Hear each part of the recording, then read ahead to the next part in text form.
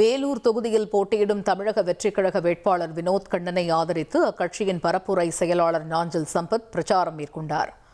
சாய்நாதபுரம், கொணவட்டம் உள்ளிட்ட பகுதிகளில் வாகனத்தில் இருந்தபடி வாக்கு சேகரித்த அவர் கடந்த 10 ஆண்டுகளில் வேலூர் தொகுதியில் அடிப்படை வசதிகள் கூட செய்யப்படவில்லை என்று குற்றம் சாட்டினார்.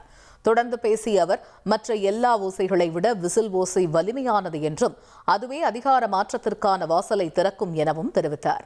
வேலூருக்கு மாற்றம் தேவை என குறிப்பிட்ட வினோத் கண்ணன் தன்னை வெற்றி பெறச் செய்யுமாறு வேண்டுகோள் விடுத்தார். வருமானம் இல்லாத ஒருவன் ஒரு குடும்பத்தில் இருக்கக்கூடாது.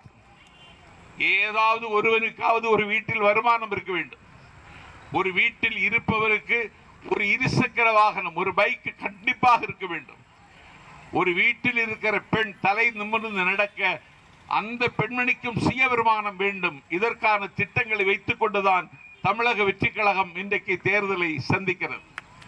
ஆகவே அரசியல் அதிகாரம் கிடைத்தால் மட்டும்தான் நடைமுறைப்படுத்த முடியும். இனி செல்லும் இடமெல்லாம் செய்தி. தந்தை டிவியின் வாட்ஸ்அப் சேனலை ஃபாலோ பண்ணினா செல்ல இருக்கும் இடமெல்லாம் செய்தி.